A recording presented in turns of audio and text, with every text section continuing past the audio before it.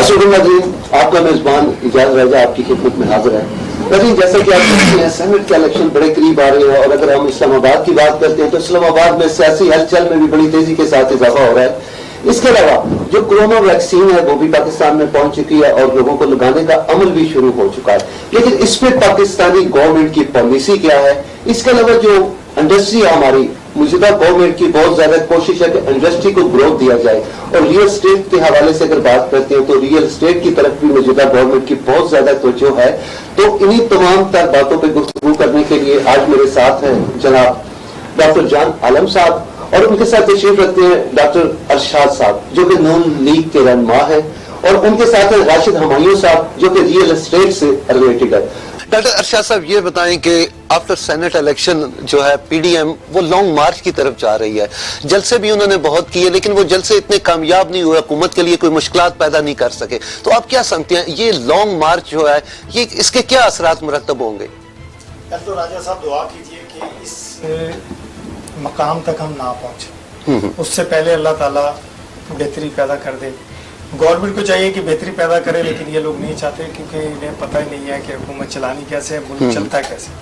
یہ کرکٹ کی ٹیم کی طرح ملک کو چلانا چاہ رہے ہیں، ٹک ٹاک پہ چلا رہے ہیں، فیس بک پہ چلا رہے ہیں۔ بھائی ملک پہ پریکٹیکلی حکومت چلائیں، بھائی سینٹ میں پالیسی بنائیں، سینٹ کی پالیسی بنائیں۔ آپ کبھی امپلیمنٹ کرتے ہیں سارا، اگر صدر کے صدارت کے نظام ہی چلانا تھا، آرڈیننس کے تھرو کو چلانا تھا، بھائی الیکشن کا پھر اس کا قومی اسمبلی کا ضرورت کیا ہے آپ کو؟ کیوں وہاں پالیسی نہیں بناتے؟ پالیسی یہ بنا نہیں سکیں گے۔ اس وقت عوام اتنی تنگ ہے، ایک ایک آدمی تنگ ہے، روزگار دینے آئے تھے، نیا پاکستان بنانے آئے تھے۔ ابھی میں ایک پارک کے پاس سے گزرا ہوں، پلے گراؤنڈ، اس میں اتنا کچرا پڑا ہوا تھا کہ میں نے سوچا کہ میں ایک تصویر بنا کے آپ کو دوں کہ یہ ہے نیا پاکستان۔ یہ بنانے تھے انہوں نے پلے گراؤنڈ، یہ بنانے تھے انہوں نے سکول، یہ بنانی تھی یونیورسٹیاں۔ بنایا کیا آج تک؟ سوائے چور ڈاکو، اس کے علاوہ انہوں نے کچھ کیا نہیں۔ سب کو بس یہی کہہ رہے ہیں ابھی تک، اور ابھی بھی سمجھ نہ آئی تو پھر سمجھ کبھی بھی نہیں آئے گی۔ کہتے یہ ہیں کہ چائنا جیسا نظام ہو کہ 10 سال کی حکومت ملے۔ اگر 10 سال حکومت مل گئی تو پتہ نہیں کیا ہوگا۔ اگر 3 سال میں ہم لوگوں کا یہ حال کیا، یہ ملک کا حال کیا، ہر چیز کا حال کیا، اکانومی کا حال کیا، تو 10 سال مل گئے تو کیا کریں گے؟ تو بہتری آئے تو اللہ تعالیٰ امید کرتے ہیں کہ ہم امید پر ہیں۔ ٹھیک ہو گیا۔ رائس صاحب، گورنمنٹ نے انڈسٹری کا درجہ تو ریئل اسٹیٹ کو دے دیا، لیکن آپ کیا سمجھتے ہیں اس کے لیے کوئی وزارت نہیں ہونی چاہیے جہاں آپ لوگوں کے مسائل کو ترجیحی بنیادوں پہ حل کیا جائے؟ جی بالکل، میں یہ سمجھتا ہوں کہ ملک میں جو ریئل اسٹیٹ کی جو ہے یہ ایک انڈسٹری کا درجہ رکھتی ہے، اور اگر اس کے اوپر ایک خصوصی طور کے اوپر ایک منسٹری اگر قائم کی جائے تو اس میں کوئی مذائقہ نہیں ہے۔ جہاں پہلے 70 سے زائد منسٹریاں اس ملک میں کام کر رہی ہیں جو کہ بہت زیادہ ہیں، لیکن یہ چونکہ ایک بیک بون ہے، اس سے ہماری تقریباً 45 اور 50 کے درمیان ہماری جو انڈسٹریز ہیں وہ اس کے ساتھ لنکڈ ہے ریئل اسٹیٹ سیکٹر کے ساتھ۔ اگر ہم یہ چاہتے ہیں کہ ریئل اسٹیٹ سیکٹر کو ہم بوم دیں تو ہمیں اس کے لیے ہمیں ایک تو میں نے آپ سے پہلے یہ عرض کی کہ ملک کے اندر آپ کی اکنامک جو گروتھ ہے وہ اس میں اضافہ کرنا بہت ضروری ہے، اور سیکنڈلی جو ہے جو انڈسٹری ہے اس کو انسینٹیو دیے بغیر آپ کا جو ہے انڈسٹریل گروتھ میں اضافہ ممکن نہیں ہے۔ تو اب جیسا کہ یہ ہے کہ پہلے جو ہماری انڈسٹریل گروتھ تھی وہ 14.2% پہ چل رہی تھی، ابھی یہ -27 پہ چلی گئی۔ جب انڈسٹریل گروتھ -27 پہ چلی جائے گی، 14.2 سے اس میں اتنا ڈکلائن آ جائے گا، تو آپ مجھے یہ بات بتائیں، گیس کی قیمتیں جب آپ کی بے تحاشا جب اس میں اضافہ ہوگا، اب 500 ارب روپے کے جو ہے ابھی تک یہ گورنمنٹ جو ہے وہ بجلی میں ٹیکسز لگا چکی ہے، تو آپ یہ دیکھیں کہ یہ بزنس کیسے فیزیبل ہو سکتا ہے۔ تو اس لیے میں یہ آپ سے گزارش کروں گا آپ کے پروگرام کے توسط سے کہ جو ڈوئنگ آف بزنس ہے اس کو ایز کیا جائے، اور ملک کے اندر جب تک ہم صنعتی انقلاب نہیں لائیں گے یہ ملک ترقی نہیں کر سکتا۔ جان صاحب، یہ بتائیں کہ کیا یہ ویکسین صرف 60 سال کے اوپر لوگوں کے لیے ضروری ہے یا نوجوان نسل کے لیے بھی ضروری ہے اور بچوں کے لیے؟ یہ ذرا سر ہمیں وضاحت سے بتا دیں۔ یہ ویکسین نہیں ہے، پہلے تو میں یہ بتا دوں، یہ ویکسین یہ ایک میڈیسن ہے جو کہ منرل بیسڈ ہے، کمپلیٹلی منرل بیسڈ ہے، اس میں ایک بھی کیمیکل میں نے یوز نہیں کیا، ٹھیک ہے، اور یہ 1 دن کے بچے سے لے کے کسی بھی ایج کا انسان، اسے چاہے 100 سال کا یا اس سے بھی زیادہ ہو، اس کے لیے بھی اتنی ہی فائدہ مند ہوگی جتنی وہ ایک دن کے بچے کے لیے ہوگی. اور اسی طرح پریگننٹ وومنز بھی اسے یوز کر سکتی ہیں. ٹھیک ہے. اس کو نیبولائز کرنا ہے, کوئی انجیکشن نہیں ہے, کوئی ڈرپ نہیں ہے, یہ آپ نے اسے نیبولائز کرنا ہے. اور پروٹیکشن کے لیے اسپرے میں نے بنایا وہ اپنے ہاتھوں پہ فیس پہ اسپرے کرنا ہے. 2 سے 3 گھنٹے کے لیے آپ ایزیلی مل جل سکتے ہیں, آ جا سکتے ہیں. کہیں بھی کسی پروگرام میں جانا ہے یا کسی دعوت میں جانا تو آپ جا سکتے ہیں. آفس میں جائیں, ملیں, بیٹھے اپنا کام کریں. تو نیزل ڈراپ ہیں جو ودن 10 منٹس فلو کو کمپلیٹلی ٹھیک کر دیتے ہیں. آپ کا ناک جو بہنا جو ہوتا ہے وہ بند ہو جاتا ہے, اور سائنس میں جو انفیکشن ہو جاتا ہے فلو کی وجہ سے وہ 2 سے 3 دن میں کمپلیٹلی وہ بھی ٹھیک ہو جاتا ہے. اور گلے کو تو یہ 1 دن میں ٹھیک کر دیتی ہے. ٹھیک ہو گیا. اچھا صاحب یہ بتائیں, ہمارے یہاں ایک روایت بن چکی ہے سر کہ ہم جب بھی اپنی منفی باتوں کا جو باتیں ہوتی ہیں اس کا سارا ملبہ ہم پچھلی حکومتوں پہ ڈال دیتے ہیں. جیسے کہ ابھی بھی ہمارے پرائم منسٹر صاحب بار بار ایک ہی لفظ کو دہراتے ہیں, NRO. اور اگر ہم ملکی قرضوں کی بات کریں تو شاید انہوں نے 3 سال میں اتنے قرضے لے لیے جو پچھلی حکومتوں نے شاید 5 سال میں نہ لیے ہو. تو آپ کیا سمجھتے ہیں کل جو حکومت آئے گی کیا وہ پرابلم کا شکار نہیں ہوگی؟ نہیں, اگر کوئی اہل لوگ آ جائیں, یہ تو نااہل لوگوں کے ہاتھ میں ملک ہے اس وقت. اہل لوگ آئیں گے تو ہمیشہ پروجیکٹ سمجھ کے کام کرتے ہیں, لیکن ملک کو جو چلانا ہے نا وہ عام آدمی کا کام نہیں ہے. یہ لوگ پتہ نہیں کہاں سے بھانت کے لوگ اکٹھے کیے اور ایک ملک کو بنانے کی کوشش کی حکومت, اور وہ فیلئر ہے. پہلے دن سے ڈے فرسٹ سے ان کے حالات یہی ہیں کہ ابھی تو یہ دیکھیے کہ آپس میں بھی لڑائی شروع ہوگی ان کی. KPK میں الیکشن ہارے ہیں تو جناب اپنے وزیروں مشیروں کو نکالنا شروع کیا, لیکن اس کا عوام کو کیا فائدہ, ملک کو کیا فائدہ؟ انہوں نے لوگوں کے گھر گرائے, عوام کو کیا فائدہ, ملک کو کیا فائدہ؟ انہوں نے لوگوں کی بلڈنگ گرا دی کہ جی یہ انکروچمنٹ تھی, انکروچمنٹ ختم کی آپ نے, کیا اس جگہ کو یوٹیلائز کیا؟ اب جو آخری رہ گئے تھے لوگ وکلا, ان کے چیمبر گرانے شروع کیے. پہلے تو میں یہ پوچھتا ہوں کہ بنانے کیوں دیے؟ جب بن گئے تو راتوں رات گرانے کی کیا ضرورت تھی؟ کیوں آپ نے نوٹس نہیں بھیجے؟ کیوں آپ نے وکلا کو پابند نہیں کیا؟ آپ نے ہر اس آدمی کو چھیڑا. اب دیکھیں روزگار بند کر رہے ہیں, اگر وکلا کا روزگار بند ہوگا وہ میرے خیال ملک بند کریں گے. وہ بھی عام لوگ نہیں ہیں, وہ قانون کے ساتھ کھیلتے ہیں. وہ لوگ بھی قانون بتاتے ہیں ہمیں, قانون سمجھاتے ہیں ہمیں. تو یہ بھی اچھا نہیں ہوا کہ وکلا نے جو حملہ کیا وہاں چیف جسٹس صاحب کے چیمبر پہ, وہ بھی انہوں نے اچھا نہیں کیا. لیکن جب حکومت لوگوں کو تنگ کرے گی تو پھر کیا کہتے ہیں کہ تنگ آمد و جنگ آمد. اب یہ جنگ کی طرف عوام کو لے کے جا رہے ہیں. عوام میرے خیال اتنی پسی ہوئی ہے, یقیناً ابھی آپ گیس کا بل دیکھیں, میں اس مہینے میں نے 70,000 بل جمع کیا گیس کا. کیا ایک آدمی کا اگر جو میں تو چلیں جمع ہو گیا جس طرح بھی میں نے کیا ہوگا, کسی غریب آدمی کا جو جاب والا آدمی ہے وہ اگر 10,000 کا بل آ جائے تو اس کا تو بجٹ ویسے ہی آؤٹ ہو جاتا ہے. تو کیوں کچھ پالیسی نہیں بنا رہے ہیں آج تک؟ کیوں گیس, بجلی, پانی, ہر چیز.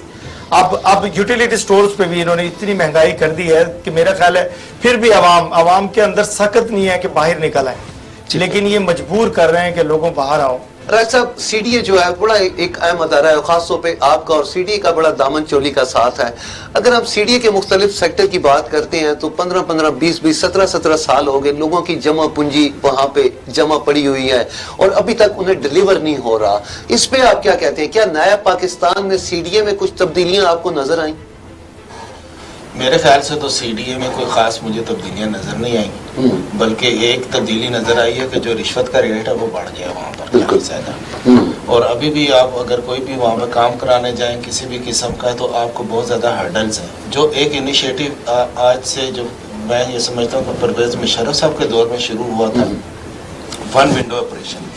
شروع میں تو اس کے اوپر کافی زیادہ فوکس بھی کیا گیا, کام بھی کیا گیا, لیکن اگر ابھی آپ جا کے فائل جو ہے نا 1 ونڈو پہ آپ ساری ریکوائرمنٹس چیزیں جمع کرا کے 1 ونڈو پہ جمع بھی کراتے ہیں نا, تو وہ آپ کو مختلف دفتروں کے اپنے جو دفتر ہے نا اس کے مختلف شعبوں میں آپ کو چکر لگوائیں گے کہ ابھی فائل ادھر آپ ان سے پوچھیں, آپ ادھر یہ کر رہے ہیں, ادھر یہ کر رہے ہیں. تو اس طریقے کے ساتھ جو ہے نا یہ ایک CDA میں لوگوں کو جو ہے وہ بھیجا ایک تنگ کیا جاتا ہے, اور دوسرا یہ ہے کہ وہاں پر پھر اسی طریقے سے جو رشوت کا ایک سسٹم ہے وہ اس میں نہ صرف وہ رکتا ہے بلکہ اس میں اضافہ ہو جاتا ہے. تو میں یہ سمجھتا ہوں کہ ایک جو CDA ہے اس کو جو شہریوں کی ترقی کے لیے زیادہ سے زیادہ ان کو جو سیکٹرز ہیں جو اناؤنس ہو چکے ہیں اس کو ان کو کھولنا چاہیے, اور وہاں پر ڈیولپمنٹ کا کام سٹارٹ کرنا چاہیے تاکہ جب وہاں پر ڈیولپمنٹ شروع ہوگی تو ادھر سے پھر لوگوں کو ایک تو روزگار ملے گا, ان امپلائمنٹ کم ہوگی, ریئل اسٹیٹ سیکٹر بوم کرے گا. اتنی زیادہ لینڈ اسلام آباد کے اندر اتنی قیمتی لینڈ ہے جو دنیا کے, میں سمجھتا ہوں کہ فنگر ٹپس کے اوپر ایسے سٹیز ہیں دنیا کے جن کی اتنی قیمتی لینڈ ہے جتنی اسلام آباد سٹی کی ہے. تو لیکن یہ اس سے فائدہ اٹھانے میں ناکام نظر آتے ہیں چونکہ جو مینجمنٹ ہے ٹوٹل اس کا فیلئر نظر آتا ہے اس کے اندر. ٹھیک ہو گیا. ڈاکٹر جان صاحب یہ بتائیں کہ ہم ہمیشہ جو ہے دوسرے ممالک کی طرف دیکھتے ہیں, جس طرح آپ نے یہ میڈیسن بنائی ہے تو کیا ہماری منسٹری آف ہیلتھ کو یہ نہیں چاہیے کہ آپ کو ابلائج کرے, آپ کی حوصلہ افزائی کی جائے؟ جی بالکل یہ چاہیے تھا. مجھے بھی اس بات کا بڑا افسوس ہے کہ چائنا سے ویکسین منگوا لی ہے, میں بھی رشیا سے لے کے آیا اپنی میڈیسن, ٹھیک ہے, اور رشیا سے بھی ویکسین منگوا رہے ہیں. تو اب اس سے پہلے ٹرائی کرتے کہ یہ لاسٹ اسٹیج کے پیشنٹ کو 100% ٹھیک کر دیتی ہے. اس سے بہت سارے پیشنٹ ٹھیک ہوئے پورے پاکستان میں. یہ جب اس کا فرسٹ ویو آیا تھا تو میں نے پورا سال یہ ڈونیٹ کی ہے پورے پاکستان میں الحمدللہ, اور لوگوں نے اتنی دعائیں مجھے دی ہیں جو ٹھیک ہوئے اس سے. ارشاد صاحب یہ بتائیں کہ جیسے مریم نواز صاحبہ کہہ رہی ہیں کہ مجھے بھی پرابلم ہے اور باہر سے آپریٹ کروانا ہے, اگر مریم بی بی بھی باہر چلی جاتی ہیں, میاں صاحب بھی باہر بیٹھے ہیں, شہباز شریف صاحب جیل میں ہیں, تو یہ کیا آپ کی پارٹی پہ اس کے برے اثرات مرتب نہیں ہوں گے سر؟ بات یہ ہے کہ شہباز شریف صاحب بھی یہاں ہیں, شاہد خاقان عباسی صاحب بھی یہاں ہیں. ہماری ایک پارٹی ہے, چونچو کا مربع نہیں ہے ہم لوگ اس پارٹی کی طرح, پی ٹی آئی کی طرح. ہم لوگ متحد لوگ ہیں الحمدللہ, اور ملک سے محبت کرنے والے محب وطن لوگ ہیں. ہماری پارٹی کا اگر ایک ورکر بھی پاکستان میں ہوگا تو پوری پارٹی پاکستان میں. اگر میں اکیلا بھی رہ جاؤں تو پھر بھی مسلم لیگ زندہ ہے پاکستان میں اور زندہ رہے گی. قائدین آئیں گے, اگر علاج کے لیے جا بھی رہی ہیں تو کون سا یہ اجازت دے رہے ہیں؟ ابھی تو یہ آئے تھے بدلاؤ کے لیے, یہ تو بدلہ لے رہے ہیں, تو لیں. خدا کی لاٹھی بڑی بے آواز ہے, انشاءاللہ وہ جلد وقت آئے گا. یہ بیگ والی پارٹی ہے, انہوں نے بریف کیس اٹھانا اور چلے جانا. اور میں بتا دوں خان صاحب کو پتہ بھی نہیں چلے گا ان کے ساتھی تو ہے نہیں. 22 سال 24 سال جنہوں نے ان کے ساتھ محنت کی, پارٹی بنائی. مجھے یہ بتائیے کہ کوئی ایک وزیر ان کی کابینہ میں, ایک وزیر جو ان کا جانا رہا ہو, کوئی مجھے ایک دکھا دیجئے. کون لوگ ہیں؟ کوئی مسلم لیگ نون سے نکالا ہوا ہے, کوئی پیپلز پارٹی سے نکالا ہوا ہے, کوئی کہیں سے بھاگا ہوا ہے. ایسے بھگوڑے سارے وزیر وزراء بنائے ہوئے انہوں نے. تو اللہ خیر کرے گا انشاءاللہ. نہ مسلم لیگ ختم ہو سکتی ہے, مسلم لیگ ختم کبھی نہیں ہوگی. مسلم لیگ دلوں میں رہتی ہے, دلوں میں پاکستانیوں کے دلوں میں ہے. نواز شریف پاکستانیوں کے دلوں میں ہے. مسلم لیگ نون, آپ گاؤں میں چلے جائیں, شہر میں چلے جائیں, کسی سڑک پہ چلے جائیں, کسی ریڑھی والے پہ چلے جائیں. میں کہتا ہوں کہ آج 2.5 سال بعد جو لوگ بڑی محبت کرنے لگے تھے خان صاحب سے, آج ان کی وجہ سے جو ان سے نفرت کرتے ہیں وہ آپ جا کے لوگوں سے پریکٹیکلی پوچھئے. ہم یہاں بیٹھ کر اسٹوڈیو میں بیٹھ کے بات کریں گے, لیکن اگر پریکٹیکل کرنا ہے تو جائیے لوگوں سے پوچھئے کہ اس وقت کیا حالات ہیں ان کے, کیسے کھانا کھا رہے ہیں, کیسے بجلی کا بل دے رہے ہیں. یہ بتائیں سر کہ جس طرح عمران خان صاحب 50 لاکھ گھر بنانا چاہ رہے ہیں, آپ لوگوں کو ان بورڈ لیے بغیر کیا یہ منصوبہ پائے تکمیل تک پہنچانا ممکن ہے؟ دیکھیں جی, ابھی تو تقریباً 3 سال ہونے والے ہیں اس کو, تو 50 لاکھ گھر کا مطلب یہ ہے کہ کم از کم 2.5 سال میں آپ کو 25 لاکھ گھر جو ہیں وہ بن جانے چاہیے تھے. ٹھیک ہے, بلکہ 25 لاکھ کے بجائے جو کہ چونکہ آخری سال تو الیکشن کا سال ہوتا ہے, آپ الیکشن کے سال میں آپ نے جو کچھ کیا ہوا ہوتا ہے اپنے 4 سالوں میں اس کو آپ لوگوں کو بتاتے ہیں, ایز اے الیکشن کمپین آپ ہائی لائٹ کرتے ہیں. تو میرے خیال سے تو یہ مور دین 60% جو ان کا وہ ہے ٹینور وہ آلریڈی جا چکا ہوا ہے. اس کے اندر میرا نہیں خیال کہ یہ 50 لاکھ گھر جو ہے بنیں گے. میں یہ سمجھتا ہوں کہ ایک ارادہ اور ایک نیت جو تھی وہ اچھی تھی, اور دوسرا جو ریئل اسٹیٹ سیکٹر کو جو انہوں نے انسینٹیو دیا وہ بھی ایک اچھا فیصلہ تھا, وہ بھی کوئی برا فیصلہ نہیں تھا. اور ریئل اسٹیٹ کو جو یہ اٹھانا چاہتے تھے, لیکن بات یہ ہے کہ ہر چیز کے اندر صرف نیت کے ساتھ ساتھ اس کا پریکٹیکل بھی ہونا ضروری ہے, اس کی ول ہونا ضروری ہے. میں یہ کہوں جی میری نیت بہت اچھی ہے کہ میں ادھر تمام لوگوں کو 1-1 کروڑ روپیہ دے کے یہاں سے چلا جاؤں گا, لیکن نیت سے کیا, جب تک میرے اپنی جیب میں پیسے نہیں ہوں گے یا میں اپنے پیسے کو کماؤں گا نہیں تو میں آپ لوگوں کو کہاں سے دوں گا. تو اس کے لیے مجھے ذرا تھوڑی سی یہ ہے کہ ایک اس کے لیے نیک نیتی چاہیے، اور اس کے علاوہ جو ملک کے اندر سٹیک ہولڈرز ہیں ان کا ایک کانفیڈنس چاہیے. ایسا نہیں ہے کہ آپ کیبنٹ میں بیٹھ کے یا اپنے ٹی وی میں بیٹھ کے آپ چیزوں کا اعلان کر دیں. آپ کو اس کے لیے ایک کنٹینیوس جو ہے ایک آپ کو تھنک ٹینکس چاہیے، اور اس کے اوپر آپ کو کنٹینیوس جو پالیسیز آپ بنائیں اس کے اوپر آپ کو لگاتار اس کے اوپر فالو اپس ہونا چاہیے. اب مسئلہ یہ ہے کہ یہ گھر اس وجہ سے نہیں بن پائی یا اس وجہ سے انفارچونیٹلی نہیں بن پائیں گے. اب بظاہر تو رکاوٹ کوئی نہیں ہے، نہ اپوزیشن رکاوٹ ہے نہ کوئی اور رکاوٹ ہے. لون بھی ان کو باہر کے ممالک سے مل رہے ہیں. تو پہلے جو پچھلی گورنمنٹ کو جو قرض جو لے رہی تھی وہ 2100 ارب روپیہ سالانہ لے رہی تھی. ابھی یہ 3300 ارب روپیہ سالانہ لے رہے ہیں، اور اس کا کوئی بھی سمجھتا ہوں کہ کنسٹرکشن سیکٹر کے اندر 50 لاکھ گھروں کا کوئی نظر نہیں آ رہا. تو میں یہ ایک اور اس میں ایڈ کرنا چاہتا ہوں کہ اس پروجیکٹ کو کمپلیٹ کرنے کے لیے، اس مشن کو کمپلیٹ کرنے کے لیے کم از کم اگر یہ پورا 50 لاکھ گھر نہیں بھی بنا سکتے، ٹھیک ہے، ایٹ لیسٹ کوئی 10 لاکھ ہی گھر بنا کے دکھا دیں. اور اس 10 لاکھ گھروں کے لیے ان کو چاہیے کہ یہ باہر کے جو ہمارے سفارت خانے ہیں اور باہر کے ممالک میں جو ہمارے اکنامک کمرشل جو ہمارے سیکشنز ہیں ان کو متحرک کریں. وہاں پہ اوورسیز جو پاکستانیز ہیں ان لوگوں کو وہاں پہ لائیں، اور وہاں کے اوورسیز پاکستانی جو ہیں جن کے وہاں سے بزنس کمیونٹی کے ساتھ رابطے ہیں، اس طریقے کے ساتھ وہاں پہ ایک چینل چلائیں اور ان کو سی پیک کے ذریعے ان لوگوں کو پاکستان لائیں. اور جس طرح پاکستان میں سی پیک کے کاموں کو جو ہے وہ ذرا تھوڑا بریک لگی ہے، تو اس طریقے کے ساتھ جو ہے ایٹ لیسٹ یہ والا جو سیکٹر ہے اس کو ساتھ چلائیں اس کو. تو میرے خیال سے فورن انویسٹمنٹ ہے جب وہ آئے گی اس ملک کے اندر تو پھر کافی کچھ چیزیں ہو جائیں گی. تو یہ لیکن اکیلا گورنمنٹ کے لیے اس پروسیجر کو مکمل کرنا ناممکن ہے.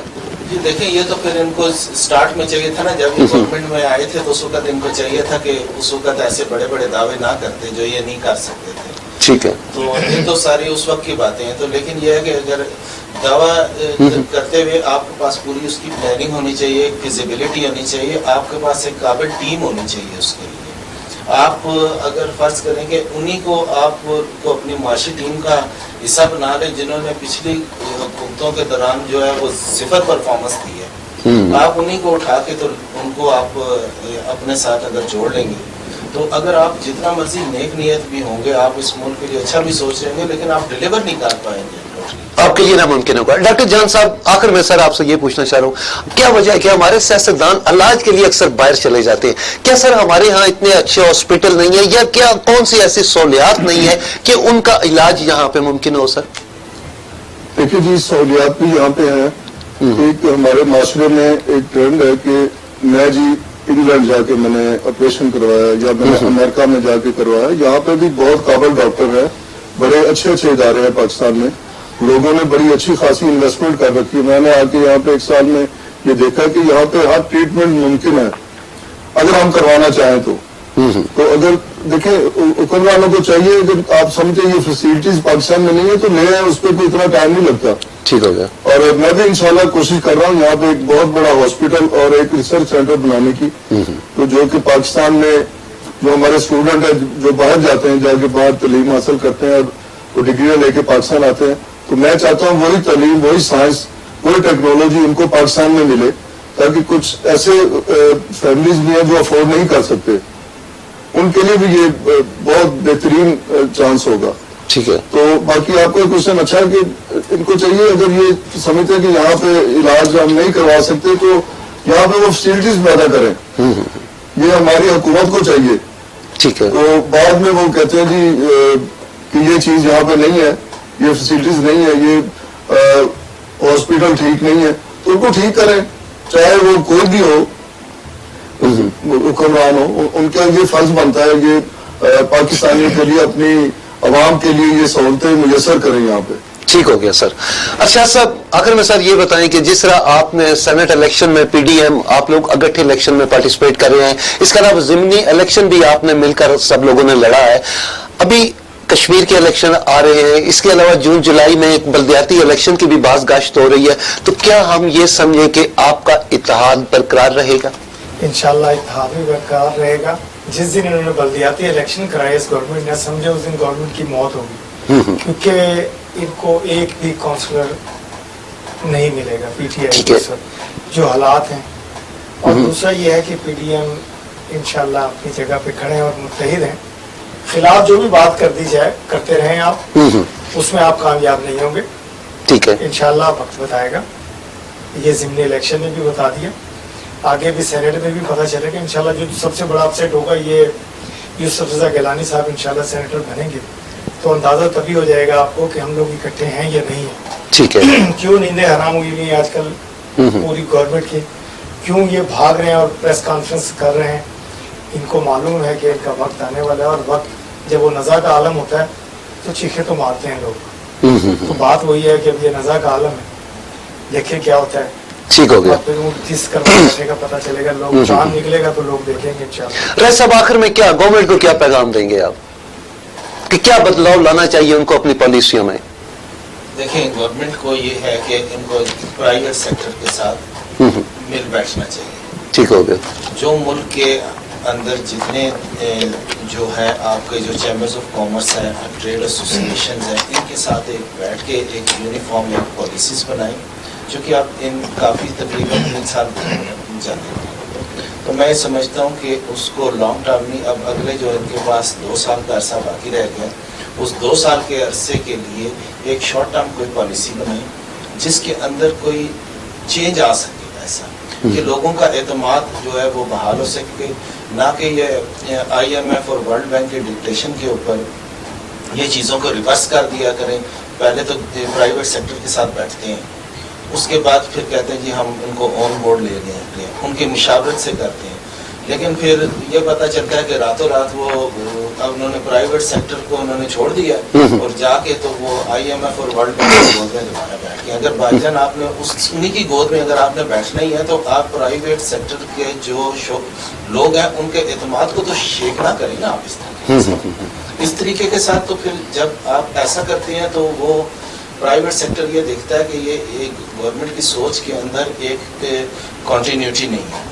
جب کنٹینیوٹی نہیں ہوگی تو پھر آپ یہ دیکھیں کہ اس گورنمنٹ کے اوپر پھر اعتماد نہیں ہوتا. آپ کوئی اچھی پالیسیز بھی لے آتے ہیں تو لوگوں میں ڈر اور خوف کی فضا ایک قائم رہتی ہے. ٹھیک ہو گیا. تو ابھی خیر میں یہ چھوٹے سے آپ سے عرض یہ کرنا چاہتا ہوں کہ ابھی بھی کچھ نہیں گیا.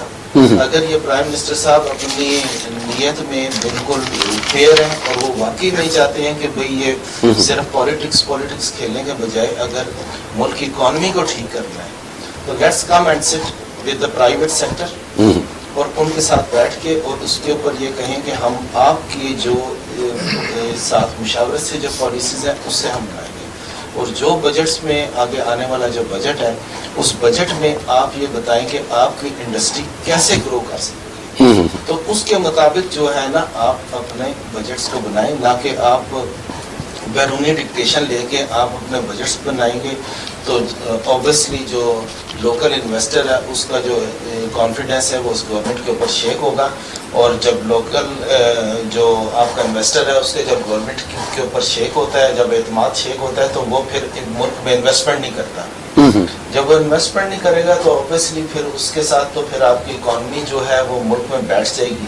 ٹیکس کلیکشن آپ کی بیٹھ جائے گی. ٹیکس کلیکشن بیٹھ جائے گی تو گورنمنٹ کے لیے جو ڈیولپمنٹ کے پروجیکٹس ہیں وہ گورنمنٹ نہیں کر پائے گی.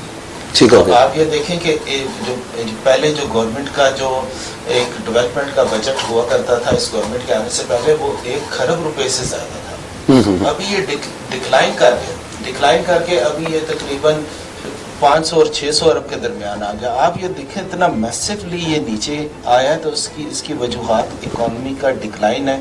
اکانومی کا ڈکلائن ہے وہ صرف یہ ہے کہ پرائیویٹ سیکٹر کو آن بورڈ لیں، ان کے ساتھ بیٹھیں، مل کے پالیسیز بنائیں اور پھر اس کے اوپر پکا کار بند ہو جائیں. پھر کسی کی آپ ڈکٹیشن نہ لیں کسی بیرونی طاقت کی. ٹھیک ہوگا. رائے صاحب بہت شکریہ. ناظرین جیسا کہ آپ نے ہمارے تینوں مہمانوں کی بات سنی، ان کا یہی کہنا کہ اکانومی اس وقت بہتر نہیں ہو سکتی کہ جب تک ہم ریلیٹڈ اداروں کو ان بورڈ نہ لیں. اس کے علاوہ پی ڈی ایم کا اتحاد यही लगता है कि ये सेनेट इलेक्शन में भी बरकरार है और ज़िमनी इलेक्शन में भी था और कश्मीर के इलेक्शन और बलदियाती इलेक्शन में भी एक साथ ये सारे लोग रहेंगे।